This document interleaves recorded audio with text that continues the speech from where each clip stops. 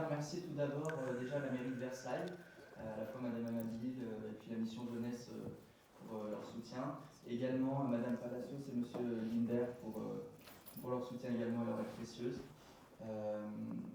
Donc je vais les laisser s'exprimer s'ils souhaitent au début. Voilà.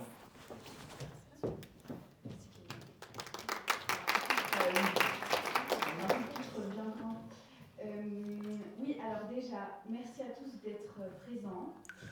Merci à vous également, de rédacteurs de Charlie Hebdo, d'être présents.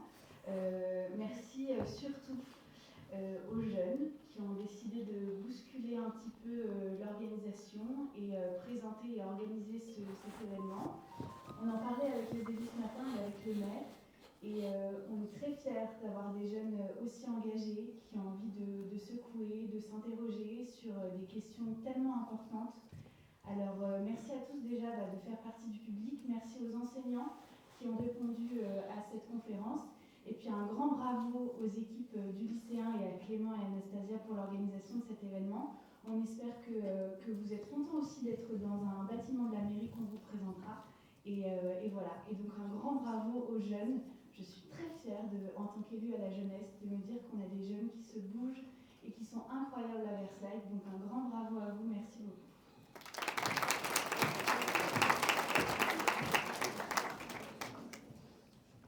Alors, écoutez, donc, je suis Jean Hubert, directeur culturel. Je ne vous cache pas que l'assistance qui est devant moi, c'est-à-dire vous, n'est pas forcément très coutumière de ce type d'endroit. Donc, j'espère qu'à l'issue de cette conférence, vous vous souviendrez que ce lieu est, comme son nom l'indique, une université ouverte, qu'elle est largement ouverte, qu'elle organise régulièrement des conférences gratuites sur l'ensemble des champs de savoir. Donc, si vous pouviez revenir, vous êtes toujours les bienvenus. Et surtout, je voulais également dire, d'abord, je veux saluer Rhys qui est parmi nous aujourd'hui, saluer son travail, son courage, et aussi toute l'équipe de Charlie. On a tous, à un moment donné, arboré Je suis Charlie, et quelque part, on l'a tous encore là, en tout cas en tête. Et je pense qu'il ne faut pas l'oublier que si vous êtes si nombreux, c'est parce que vous n'avez pas connu ça forcément. Nous, on l'a connu. Et bon, bref, ça a été dur. En attendant, on va écouter Rhys nous parler. Et moi, je suis vraiment très content de voir cette assistance. Elle est rare. Merci à vous d'être là parmi nous aujourd'hui. Et merci à Rhys d'être parmi nous. Merci.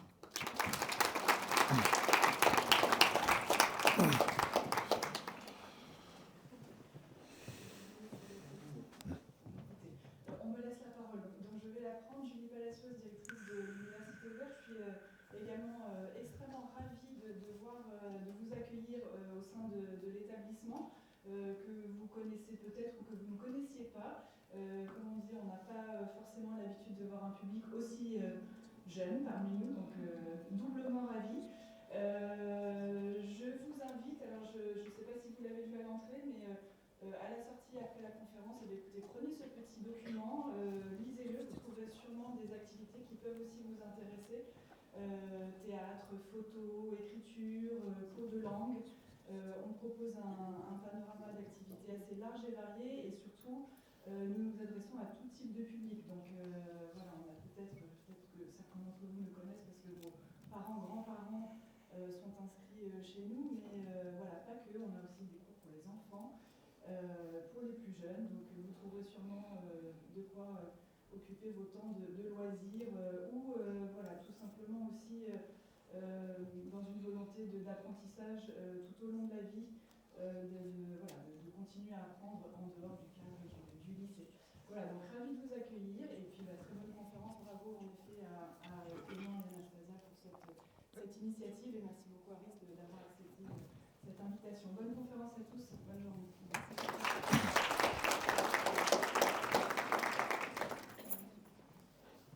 On va commencer si donc aujourd'hui, nous vous recevons parce que vous êtes un peu le symbole de la laïcité, de la liberté d'expression, et ce jusque même dans les manuels scolaires aujourd'hui.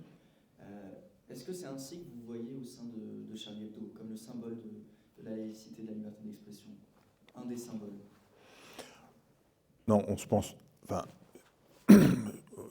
à Charlie Hebdo, personne ne se pense comme comme le symbole de quoi que ce soit. On fait juste un journal toutes les semaines et puis c'est tout.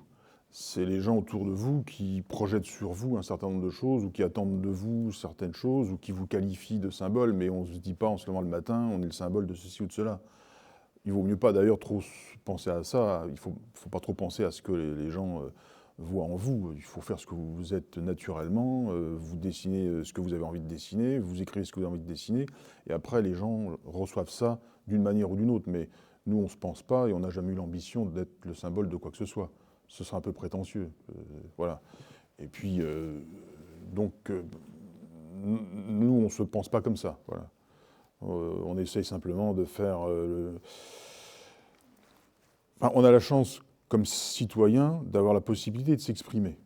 Parce qu'on a à notre disposition un média, parce qu'on a aussi on sait dessiner, on sait écrire, donc on a aussi un peu la pratique pour s'exprimer. Donc je dirais, on en profite. On profite de cette opportunité qu'on a depuis une trentaine d'années de pouvoir s'exprimer et aussi de pouvoir créer. Parce que quand on dessine aussi, c'est de la création. Il y a un travail de création, d'imagination. C'est pas que d'écrire « je suis pour ceci » ou « je suis contre cela ». C'est aussi d'imaginer comment trouver des formes, comment mettre en image ce que vous ressentez.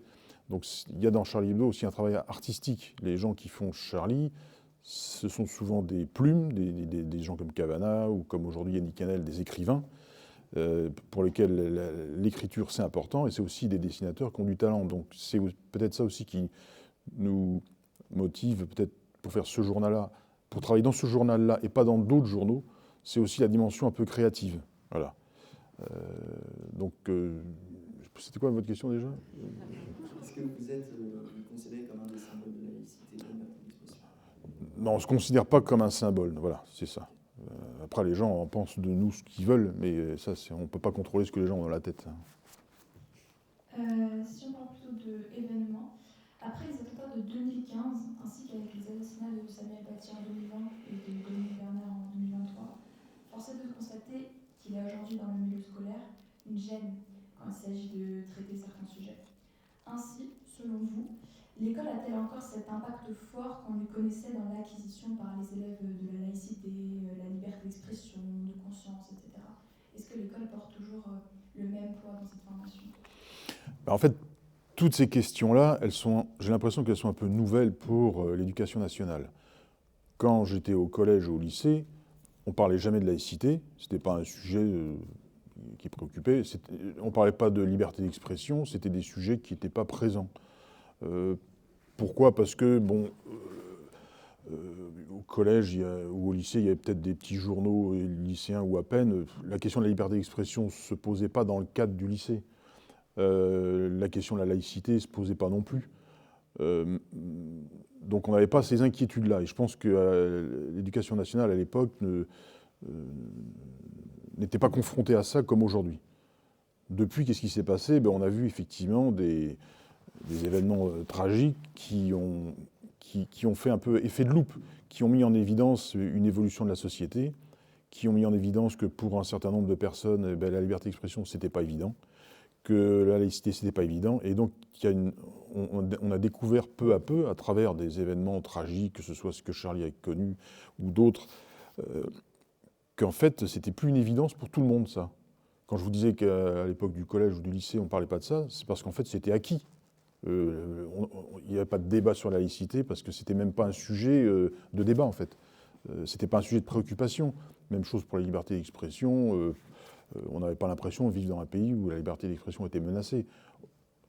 Aujourd'hui, c'est vrai qu'on voit des phénomènes dans la société hostiles et même violents contre des formes d'expression ou des principes comme la laïcité qui avant étaient,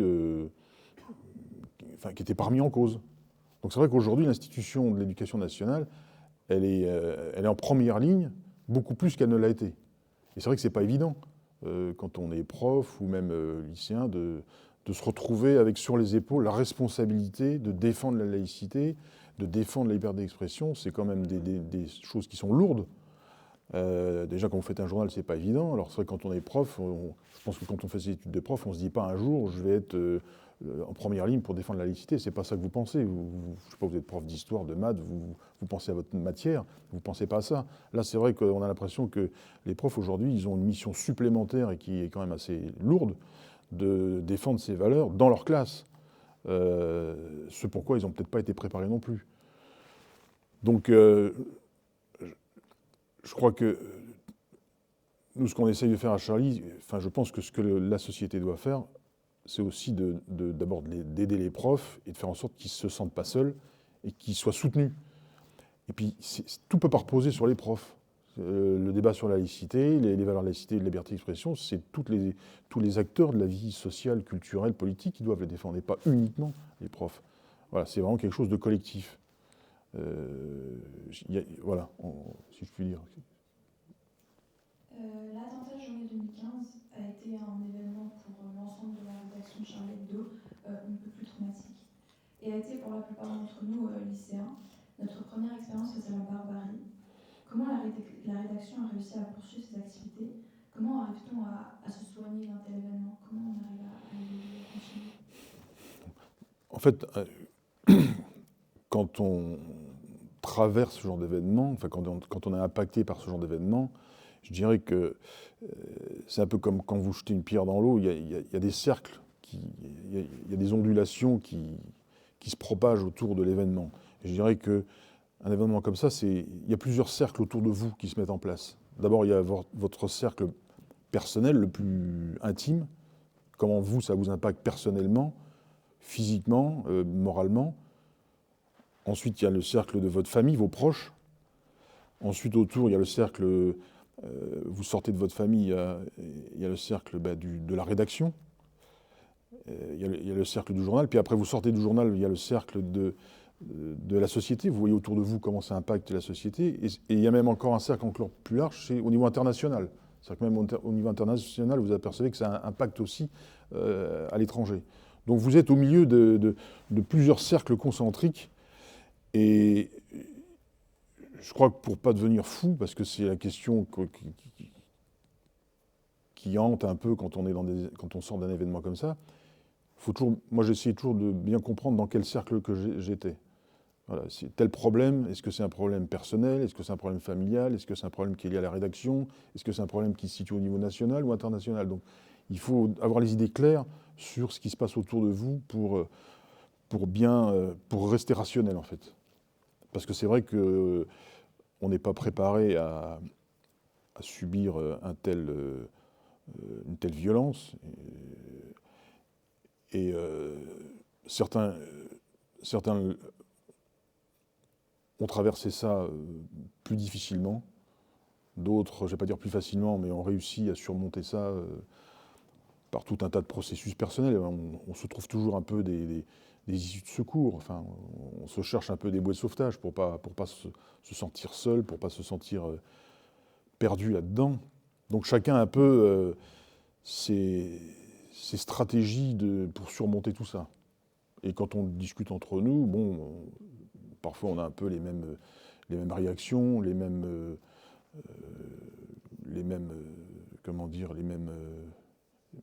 protocoles un peu. Enfin, mais c'est vrai que quand on parle de ça à des gens qui n'ont pas vécu ça, parfois ils ne comprennent pas très bien de quoi on parle en fait. C'est pas toujours évident de tout raconter et de tout expliquer à des gens qui voient ça de l'extérieur comme un événement, presque comme un spectacle qui se passe devant eux. Mais c'est pas la même chose quand on est dedans, évidemment. Donc comment on traverse tout ça? Il faut improviser et il faut... moi j'ai essayé d'utiliser des expériences passées. Enfin, j'ai essayé de me dire que ce qui m'était arrivé, c'était, ça peut paraître bizarre de dire ça, mais dans la continuité d'autre chose. Mais c'est un subterfuge. Il faut inventer des subterfuges pour non pas accepter ce qui s'est passé, mais pour vivre avec. Voilà. Bon, on n'acceptera jamais ce qui s'est passé, mais on est obligé de vivre avec. Donc il faut cohabiter avec ça. Maintenant, c'est jamais terminé. Je crois qu'intérieurement, c'est jamais terminé. Je pense que tous les gens qui ont vécu des actes de violence, ils n'arriveront jamais à s'en débarrasser. Voilà. Je ne vous souhaite pas de vivre ça, évidemment, mais c'est vrai qu'avant, j'ai toujours pensé que le métier de journaliste, c'était un métier dangereux.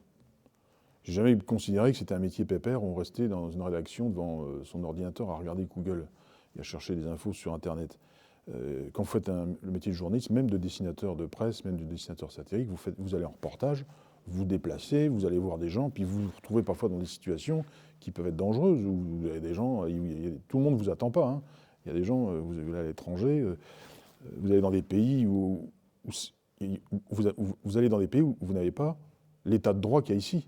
Vous n'avez pas de protection. Vous arrivez là-bas, il y a des gens qui veulent vous embarquer, vous vous retrouvez nez à nez avec des types qui ont des armes. Bon, c'est un métier dangereux, journaliste. Quand vous regardez le nombre de journalistes qui sont tués tous les ans dans le monde, c'est pas un métier paisible. Et même quand vous travaillez à Charlie Hebdo, on fait des reportages à Charlie Hebdo. On a des journalistes qui vont parfois dans des pays un peu dangereux. Donc moi, j'ai toujours intégré que faire des dessins, ça pouvait nous causer des ennuis. Et je ne pensais pas forcément à l'islamisme ou au djihadisme. Dans l'histoire du dessin de presse, il y a eu dans le passé des dessinateurs qui ont été en prison, au XIXe siècle, ou même plus récemment. C'est un métier où vous vous exposez quand même, parce que vous faites des dessins qui, effectivement, peuvent choquer les gens, les provoquer, mais les provoquer, c'est pas les agacer, c'est provoquer des responsables politiques, ça peut être des dirigeants politiques qui ne supportent pas certains dessins. Donc c'est toujours un peu un risque de faire du dessin politique, et bien avant les attentats. Donc ça, moi, j'avais toujours ça un peu en tête, qu'il peut toujours arriver des choses quand on fait du dessin politique. Ça peut énerver des gens. Voilà, donc je ne vais pas dire que j'étais préparé à ça, mais je m'étais toujours dit, on ne sait jamais, il peut un jour se passer des choses. Même si je ne savais pas que ça allait se passer comme ça et que ça serait pour ces raisons-là. Je n'ai jamais considéré que c'était un métier forcément confortable, dessinateur de presse. Voilà. Et justement, d'après un sondage de l'IFOP pour Charlie Hebdo en septembre 2020, 21% des jeunes Français de 15-24 ans disent ne pas exprimer de condamnation à l'égard des auteurs des attentats de Charlie Hebdo en 2015. Comment est-ce que vous expliquez cette absence de condamnation chez une partie des jeunes ? Il faudrait discuter avec eux, parce que ça, c'est des statistiques. Mais c'est vrai qu'on a envie un peu de les interroger, de comprendre leur logique. D'abord, est-ce qu'ils ont bien tout compris ? C'est pas sûr non plus. Est-ce qu'ils se rendent bien toujours compte de la portée de ce qu'ils disent ? Est-ce qu'ils se rendent bien compte de ce que ça signifie que de cautionner ce genre d'événements ? Des fois, quand on fait des rencontres dans les collèges, on voit des gens qui sont assez jeunes et qui ne se rendent pas compte, en fait. Ils vivent aussi un peu dans leur bulle, dans un monde, je ne vais pas dire de bisounours, mais ils ne sont pas encore confrontés à la réalité de la société. Donc, c'est des jugements, je dirais, un peu qui peuvent nous choquer, mais il faut aussi avoir l'indulgence, une certaine indulgence pour des gens de cet âge-là. Peut-être qu'un jour, ils comprendront. Moi, j'espère toujours que les années qui vont passer vont leur faire acquérir une maturité, et puis que peut-être avec plus de réflexion, plus de connaissances, ils comprendront que peut-être ils se sont trompés. Je ne peux pas les condamner définitivement. J'ai toujours l'espoir qu'un jour, ils réfléchiront un peu mieux. Voilà. Et nous étions il y a quelques semaines en pleine période de commémoration des attentats commis contre les professeurs Dominique Bernard et Samuel Paty. Les minutes de silence se succèdent. Mais comment doit-on, selon vous, lutter contre cette barbarie qui impacte directement cette génération et nous, lycéens ? Les commémorations et les minutes de silence, ça peut sembler dérisoire, mais c'est déjà bien que ça existe. Au moins, ça marque un jalon. Au moins, ça officialise que quelque chose de grave s'est passé et qui n'est pas acceptable. Après, c'est vrai que je dirais que l'attentat du 7 janvier 2015, maintenant, ça fait 10 ans. Il y a maintenant, peut-être une ou deux générations qui sont passées. Maintenant, chaque génération, il faut réapprendre à chaque génération ce qui semblait acquis aux générations précédentes. Et c'est vrai que c'est un travail qui est sans fin, en fait. Donc oui, il y aura toujours des jeunes, des lycéens qui comprendront de travers, et à chaque fois, il faut tout leur réexpliquer. Chaque génération, il faut tout réexpliquer. On a tendance à penser que, de manière optimiste, les acquis se reportent automatiquement de génération en génération. Ben non, ça ne se reporte pas automatiquement. Et il y a un travail vraiment de labourage des idées, de toutes ces valeurs qui doit se faire à chaque fois pour chaque génération, pour éviter justement qu'il retombe dans tous ces travers, quoi. Donc c'est un travail, c'est vrai, qui peut sembler épuisant, mais c'est ça l'éducation aussi. C'est sans fin. D'après un sondage de l'IFOP en janvier 2021, 71% des lycéens considèrent que les enseignants doivent respecter les religions pour ne pas offenser les croyants. Nous remarquons donc que dans notre génération, le droit au blasphème est clairement remis en question. Mais en quoi concrètement cela est-il dangereux pour la société et pour chacun d'entre nous? Alors il y a deux choses. C'est sûr que dans une classe, je pense que c'est pas non plus... un prof n'a pas non plus à faire de politique ou de prosélytisme. Il n'est pas là pour donner ses opinions, pour inciter les élèves à penser comme ci ou comme ça. Maintenant, c'est vrai que si on veut aborder les questions fondamentales comme la liberté d'expression, c'est une liberté fondamentale dans une démocratie. Si on veut aborder aussi la question des pratiques religieuses, c'est aussi une liberté fondamentale d'avoir le droit d'avoir une religion, de la pratiquer. Et le fait de ne pas croire, de le dire, c'est aussi une liberté fondamentale. C'est vrai que c'est pas non plus évident d'expliquer toutes ces subtilités à peut-être des élèves qui ont déjà les convictions bien arrêtées et qui vont interpréter ça comme une remise en cause de ce qu'ils pensent ou comme une remise en cause de ce qu'ils sont eux. Donc, qu'il y ait une telle réaction, ça montre d'abord qu'il y a une nécessité d'en parler. Parce que s'ils ont ça dans la tête, c'est que déjà, ils n'ont peut-être pas non plus les idées bien claires. Et donc, faire un travail pédagogique pour leur apprendre à accepter que dans une société démocratique, on peut débattre de tout, y compris des dogmes religieux, c'est vrai qu'on ne pensait pas qu'on en arriverait là, parce que ça semblait une telle évidence. Mais oui, on est obligé maintenant de faire de la pédagogie pour expliquer que la liberté de conscience et d'expression implique toutes les libertés de conscience et toutes les convictions, y compris celles qu'on n'aime pas, y compris celles qui heurtent les convictions religieuses. Mais on retombe toujours sur les éternels problèmes posés par la religion, qui, comme toutes les religions, fonctionnent avec des dogmes, avec des choses qui sont acquises, qui sont affirmées, qui sont sans aucun débat, alors que dans une société démocratique, on débat de tout. Et on doit pouvoir débattre de tout, y compris de ce que racontent les religions dans les textes religieux.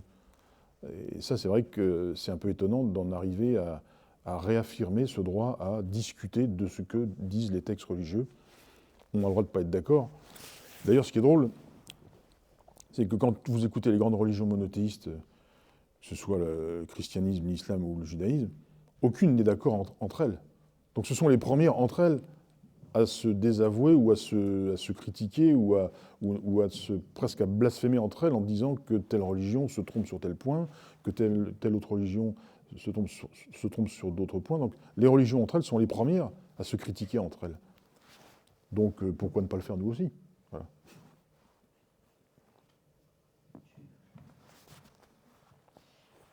Mais avec tous ces sondages, concrètement, quelle est l'opinion de Charlie Hebdo sur la génération? Est-ce que vous voyez en nous ceux qui vont continuer de défendre ces valeurs républicaines?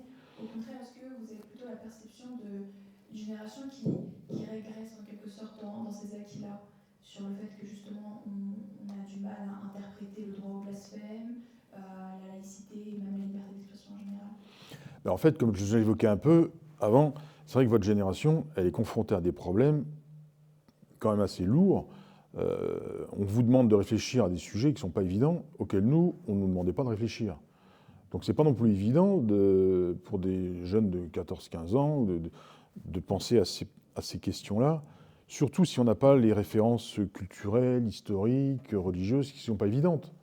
Il y a tout un arrière-plan politique, historique qu'il faut avoir pour bien comprendre de quoi on parle. C'est sûr que quand vous avez 14-15 ans, vous ne savez pas tout, par définition. Quand vous êtes au lycée, vous ne savez pas tout. Il y a encore beaucoup de connaissances à acquérir. Et c'est quand vous les aurez acquises que vous comprendrez peut-être un peu mieux comment débattre de ces choses-là. C'est pas évident de se jeter dans une espèce de chaudron où on débat de toutes ces idées-là quand on n'est pas armé intellectuellement, culturellement ou historiquement. Donc c'est sûr que moi, je ne jette pas la pierre à cette génération de parfois comprendre, de ne pas adhérer autant que Charlie Hebdo à ça. Et c'est pas, je ne dis pas qu'ils ont raison, mais il faut aussi leur laisser le temps d'acquérir les connaissances pour un jour mieux parler de ça. C'est sûr qu'à 14-15 ans ou 17 ans, bon, est-ce qu'on comprend tout bien? Je ne suis pas sûr non plus. Donc il ne faut pas non plus être trop pessimiste. Moi, je crois que le rôle d'un journal comme Charlie et de tous les débats qu'on fait, c'est aussi de leur donner des éléments de réflexion, des éléments historiques, culturels, religieux, qu'ils n'ont pas et qui leur manquent en fait. Mais ça, c'est le processus même de l'éducation. Au collège, au lycée, l'éducation, elle est en cours de formation. Elle n'est pas terminée. D'ailleurs, c'est jamais terminé. Donc, je ne veux pas non plus être pessimiste, mais moi, je jette pas la pierre à cette génération. C'est à nous aussi de leur parler, en fait, et de leur expliquer.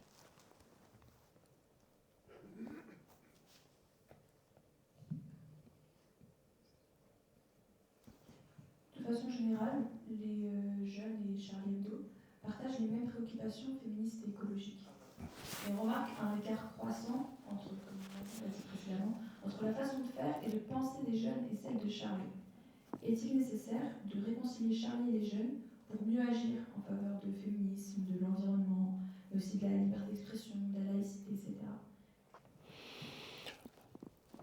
C'est sûr que les questions du féminisme, de l'écologie ou de la laïcité, qui sont des questions fondamentales et compliquées, si on prend par exemple la question du féminisme, déjà on s'aperçoit comme observateur que les mouvements féministes sont de plus en plus divers, de plus en plus fracturés, qu'il y a de plus en plus de courants, parfois même irréconciliables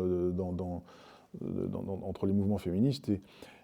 Et le féminisme, dans les années 70, pouvait sembler homogène. Il était fédéré autour de luttes qui étaient très claires, comme la lutte pour le droit à l'avortement, des choses comme ça.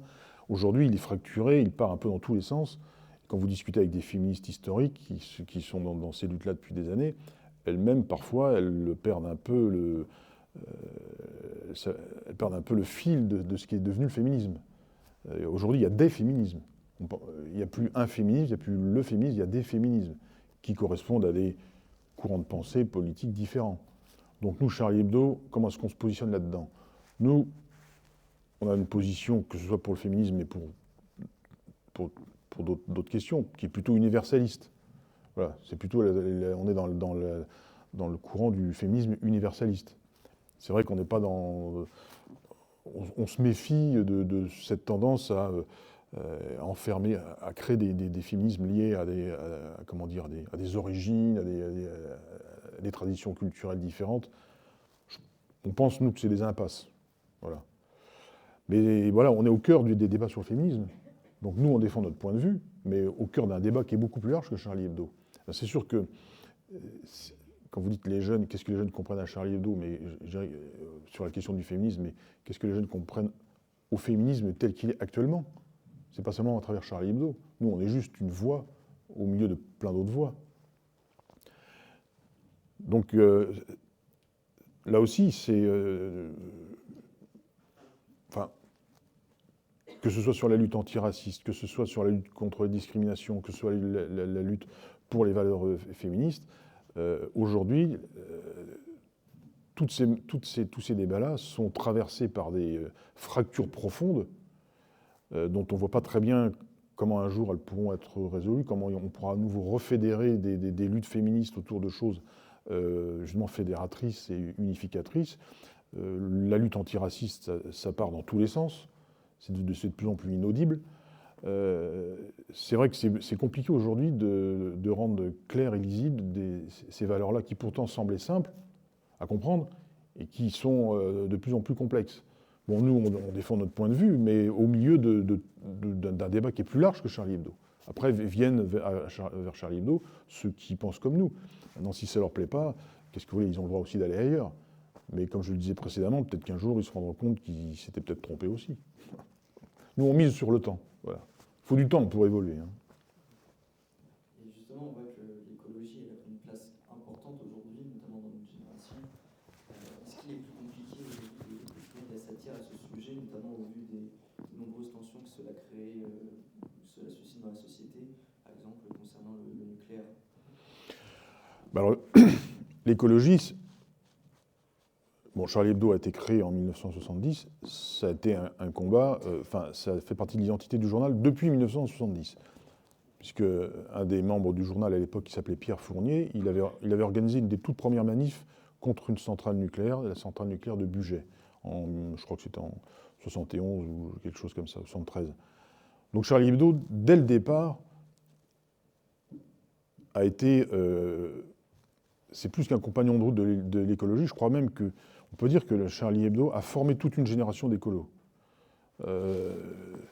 Vous avez des dessinateurs comme Rézère qui faisaient des pages déjà à l'époque sur l'énergie solaire, sur l'énergie éolienne. Aujourd'hui, les gens découvrent l'éolien et le solaire, mais ça fait depuis 50 ans que Charlie Hebdo en parle. Sur la question du nucléaire, aujourd'hui, on nous présente ça comme une évidence, le nucléaire, parce que les gens ont tellement besoin d'énergie qu'ils ne sont plus du tout regardants sur les problèmes du nucléaire qui pourtant demeurent. Ça reste une énergie qui n'est pas simple du tout, contrairement à ce qu'on veut nous faire croire. Donc toutes ces questions-là, elles étaient dans Charlie depuis les années 70, parce qu'en fait, Charlie Hebdo a toujours été extrêmement critique à l'égard de ce qu'on appelait à l'époque la société de consommation. C'est-à-dire que c'est quoi le plaisir dans la vie? C'est quoi la jouissance dans la vie? Est-ce que c'est de consommer de manière aveugle, de posséder des biens de manière illimitée? Nous, on a toujours pensé qu'il y avait d'autres manières de jouir de la vie que par la possession et la consommation. Bien sûr qu'on a besoin de consommer, on a besoin de consommer de l'électricité, on n'est pas débile, on ne vit pas dans des cabanes en bois, mais il y a une manière de consommer. Et aujourd'hui, ces questions-là, qui étaient dans Charlie dès les années 70, aujourd'hui, elles sont devenues dramatiques. Maintenant, les gens ne savent plus comment consommer autrement. On leur a tellement bourré le mou depuis des années en leur expliquant qu'ils avaient le droit de consommer tout ce qu'ils voulaient, d'acheter tout ce qu'ils voulaient, sans s'occuper des conséquences écologiques ou même des conséquences pour des peuples qui, à l'autre bout de la Terre, fabriquent ces produits de consommation dans des conditions inadmissibles, qu'on a l'impression qu'aujourd'hui, vous parlez des jeunes, allez dire à un jeune de 14-15 ans ou de 17 ans qu'il faut qu'il consomme moins, qu'il va devoir apprendre à consommer de manière plus raisonnée. Ça ne veut pas dire qu'il n'aura pas le droit de consommer, mais c'est interprété comme une punition, comme une restriction, alors que ça va s'imposer à nous. Ça fait depuis 50 ans que Charlie Hebdo dit qu'il faut remettre en cause, repenser cette manière de consommer de cette manière-là. Bon, alors, quand on entend aujourd'hui des jeunes, genre Greta Thunberg, tout ça, qui s'engouffrent là-dedans, bon, c'est bien, mais on a envie de dire à Charlie Hebdo, il découvre un peu l'eau chaude. Ça fait 50 ans qu'on en parle dans Charlie. Mais c'est vrai que le débat écolo, ça a toujours été inaudible, parce que c'est pas en phase avec le discours de consommation qui est véhiculé par les politiques, qui promettent une société d'opulence, qui, pour se faire élire, on le voit avec Trump qui s'est fait élire, il promet une augmentation du pouvoir d'achat, vous pourrez plus consommer, il promet de faire baisser le prix de l'essence. Bon, tout un tas de choses qui, en fait, quand on regarde ce que ça produit, c'est mortifère, cette consommation. Mais allez dire ça aux gens, allez vous faire élire avec un discours comme ça, vous ferez jamais élire. Donc l'écologie, c'est toujours impopulaire et c'est invendable politiquement. Alors, nous, à Charlie, on ne fait pas de politique, on ne cherche pas à être élu, donc on peut dire ce qu'on veut, mais c'est vrai que c'est très difficile pour des responsables politiques d'arriver sur la scène politique et de réclamer le suffrage des citoyens en leur disant vous allez devoir consommer moins ou différemment. C'est inaudible. Alors, quelle est la solution? Moi, je ne l'ai pas. Mais nous, tout ce qu'on se dit à Charlie, il faut au moins qu'on fasse réfléchir les gens, qu'on leur fasse prendre conscience de certaines choses, des conséquences de leur consommation, de leur mode de vie. C'est tout ce qu'on peut faire.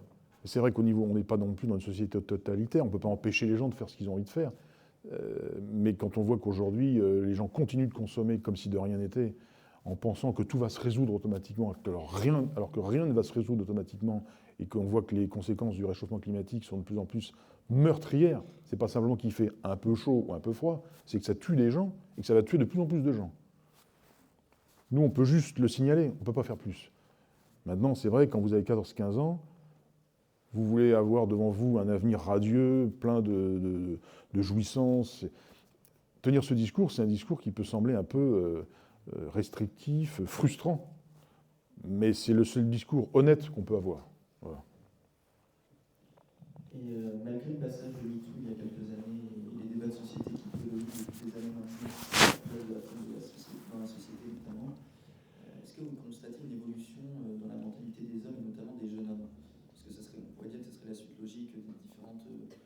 d'utilisation qu'il y a eu.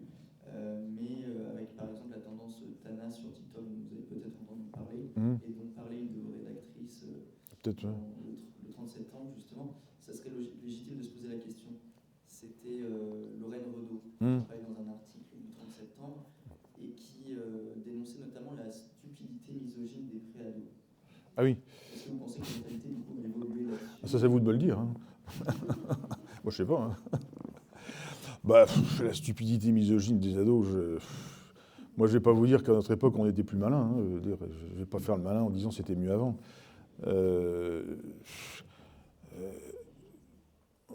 En fait, c'est vrai que les rapports hommes-femmes, c'est un débat, on pourrait y passer la journée.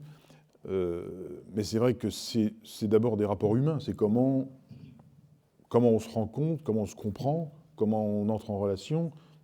Et c'est presque l'enjeu de l'existence, d'aller vers l'autre. Et c'est vrai que ça commence très tôt à l'adolescence. Comment on va vers l'autre? Est-ce qu'on se comprend bien? Est-ce qu'on est à l'écoute de l'autre? Là, MeToo a mis ça en avant, mais en fait, c'est des questions qui sont éternelles. C'est pas notre époque qui pose ces questions. C'est des questions qu'à mon avis, toutes les générations se posent à un moment donné. Comment établir une relation avec une personne? C'est jamais facile, parce que comment trouver la personne qui va vous comprendre, vous, tel que vous êtes? Comment être sûr que vous-même, vous allez bien comprendre la personne avec qui vous voulez être? C'est presque une alchimie miraculeuse quand vous avez deux personnes qui arrivent à se comprendre et qui s'entendent bien. C'est presque un miracle. Les trois quarts du temps, les gens ne se comprennent pas. C'est malheureusement l'histoire un peu éternelle, je ne vais pas dire des rapports hommes-femmes, mais c'est toujours un enjeu de compréhension qui ne sera jamais résolu. Maintenant, tout ce qu'on peut dire, c'est qu'il faut quand même éviter la violence, éviter de faire souffrir les gens. C'est le minimum qu'on peut à autrui. Voilà. Mais ça sera toujours compliqué, les rapports entre individus, entre rapports hommes-femmes. Ça ne sera jamais simple. Donc, que ce soit votre génération, les générations d'avant ou plus tard, comme je le disais, à chaque fois, il faut tout réapprendre. Et ça, c'est quelque chose que chaque génération doit apprendre par elle-même. Maintenant, c'est vrai que quelqu'un qui est seul, isolé, qui n'a pas de référence, qui croit qu'il faut faire comme ci, puis qui fait n'importe quoi, bon, c'est sûr qu'il y a aussi un travail d'éducation à faire. Le mois dernier, on a été faire un travail dans l'Est, à Metz, avec des étudiants, et on voulait faire un numéro de Charlie Hebdo, que eux ont rédigé. Et à un moment donné, alors on demandait de quoi vous voulez parler, et à un moment donné, il y a un thème qui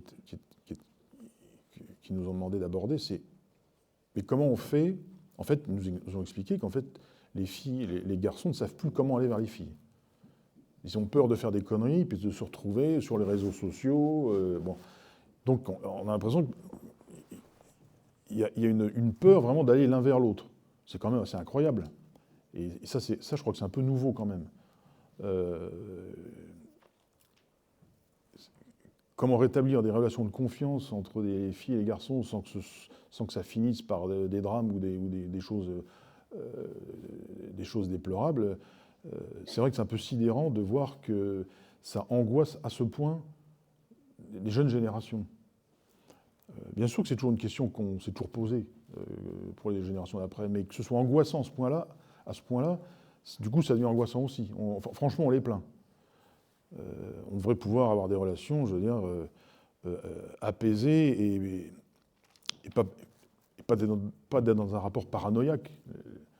Mais il y a peut-être quelque chose de nouveau pour votre génération qui n'existait pas à la nôtre, c'est les réseaux sociaux. Ça, c'est terrifiant. Parce que dès que quelqu'un fait quelque chose, comme ci ou comme ça, tout de suite, c'est sur les réseaux, vous êtes jeté en pâture sur les réseaux, et je comprends que ce soit hyper anxiogène.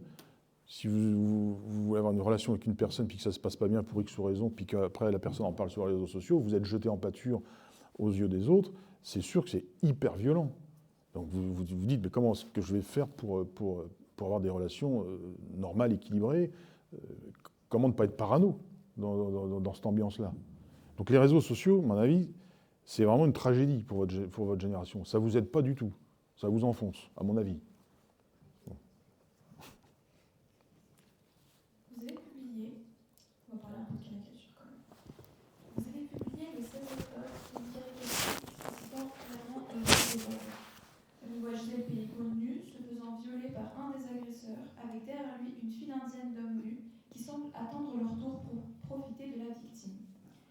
Dominique Pellicot, quant à lui, est en caméraman, en train d'enregistrer la scène. La caricature est titrée L'amour ouf, en référence à la sortie du film de Gilles Lelouch, et est sous-titrée Un film de Dominique Pellicot.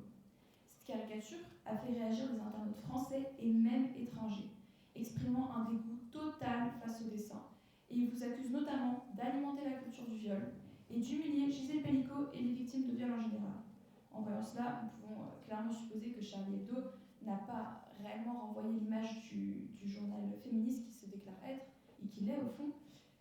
Pourquoi alors avoir fait ce choix d'illustration, sachant pertinemment que ça allait susciter ce genre de réaction, et que ce risque de renvoyer une image contraire des valeurs que vous prenez allait arriver? Mais quand on fait du dessin satirique, on n'utilise pas forcément, on fait pas forcément du dessin allégorique. On ne fait pas du dessin à la gloire de ceci, à la gloire de cela. On utilise un procédé qui est un procédé aussi, comment dire, c'est d'associer des contraires. C'est aussi de créer chez le lecteur une réaction, c'est de le faire réagir. Et c'est de l'indigner. Donc le dessin aussi, il est fait pour faire un peu sortir de sa torpeur le lecteur, et c'est pour le mettre en face de choses qui vont le faire réagir. Si c'est pour dire des choses qui sont déjà des évidences pour le lecteur, ça c'est bien, ça c'est pas bien, le lecteur il n'a pas besoin de nous pour ça, il le sait déjà. Donc c'est vrai que le procédé satirique, en tous les cas nous à Charlie Hebdo, c'est aussi de provoquer un peu une réaction. Donc c'est voulu de provoquer une réaction chez le lecteur, c'est pas une maladresse. On veut que le lecteur sorte un peu de ses gonds. Et donc une technique, c'est que vous mettez dans le dessin, il y a toujours deux choses qui s'articulent. Il y a le visuel et puis il y a la légende. Il y a l'énoncé et il y a le dessin. Et c'est souvent comme ça que ça fonctionne. C'est-à-dire les deux se contredisent. Mais c'est fait exprès. C'est-à-dire que la légende ne va pas aller dans le sens du dessin. La légende va être un peu, comment dire, le faire-valoir du dessin. Vous voyez une scène que vous avez décrite qui est en fait quasiment la réalité de ce qui s'est passé. En fait, le dessinateur, il n'a rien inventé. Surtout qu'en plus de ça, le dessinateur dont vous parlez, il l'a dessiné de manière d'autant plus pertinente ça, qu'il est allé assister à des audiences du tribunal de Mazan. Donc il a vu les films. Donc c'est aussi ce qui se voit là-bas. C'est comme ça que ça s'est passé. Donc il n'invente rien. Donc il donne à voir aussi au lecteur la réalité crue de ce qui s'est passé. Il n'a rien inventé, lui. Mais il met une légende qui vient encore plus accentuer le côté monstrueux de ce que le dessin montre. Il met une légende qui dit le contraire. L'amour ouf, bah non, c'est tout sauf l'amour ouf. Donc c'est de mettre en vis-à-vis deux choses contraires qui vont rendre encore plus évidente le scandale de cette affaire. Ça, c'est un procédé qu'on utilise pour que ce soit encore plus évident, pour que ce soit encore plus choquant. On l'associe à des choses contraires. Et bien vous voyez, ça a marché. Voilà. Mais les gens qui lisent ça, ils pensent qu'on est d'accord avec Dominique Pellicot. Mais c'est complètement con. Enfin, je veux dire, là, ils n'ont rien compris à ce que c'est que le dessin satirique. Le dessin satirique, c'est Cavana qui a fondé Charlie Hebdo, il disait un bon dessin, c'est quand vous croyez que vous allez prendre un coup de poing dans la figure, et en fait, vous prenez un coup de pied dans les fesses. Ça ne vient pas de là d'où vous pensez que ça va arriver. Mais ça vous fait réagir. Mais c'est ça un bon dessin satirique. Donc oui, c'est fait pour faire réagir. Mais ça ne veut pas dire, il ne faut pas être con non plus que Charlie Hebdo acquiesce à ce qui s'est passé à Mazan. Enfin, il ne faut pas non plus prendre pour des débiles, mais souvent les gens, et quand vous parlez de réactions à l'international, les gens ne lisent même pas Charlie Hebdo, ils ne savent même pas ce que raconte Charlie Hebdo. Donc ils prennent ça au premier degré, ils pensent que ça nous fait rigoler de dessiner ça, que c'est drôle ce qui s'est passé à Mazan. Mais non, c'est pas drôle, c'est tragique. Et donc maintenant, si les gens prennent ça au premier degré, ben, j'ai envie de dire tant pis pour eux. Mais nous, on ne le fait pas au premier degré.